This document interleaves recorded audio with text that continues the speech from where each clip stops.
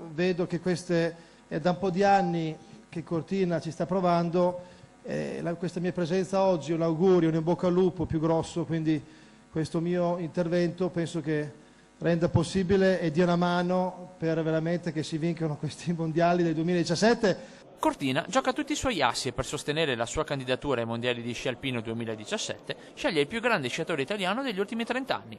Sarà Alberto Tomba il testimone della candidatura, la terza consecutiva dopo quelle naufragate per il 2013-2015. Tomba è un portafortuna per le candidature italiane, visti i successi ottenuti proprio come testimonial per Torino 2006 e Val di Fiemme 2013.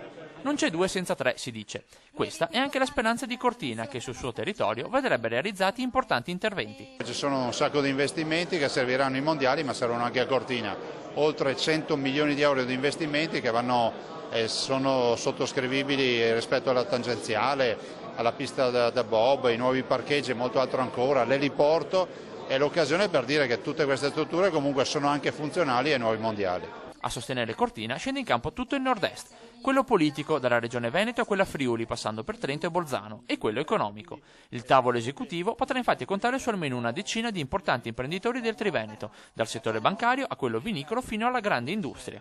A maggio la decisione ufficiale della FISI. Oltre a Cortina in corso ci sono la svedese ARE e la svizzera St. Moritz, l'avversaria più temibile. Ma a Cortina ne sono sicuri. Con l'appoggio trasversale della politica e di tutto il nord-est, la sfida si può vincere. L'obiettivo è troppo importante perché possa essere etichettato squisitamente da una componente piuttosto che l'altra. L'opportunità è grande per tutta la regione Veneto e non solo, pertanto bisogna perseguire questo grande obiettivo, ma ce la faremo sicuramente.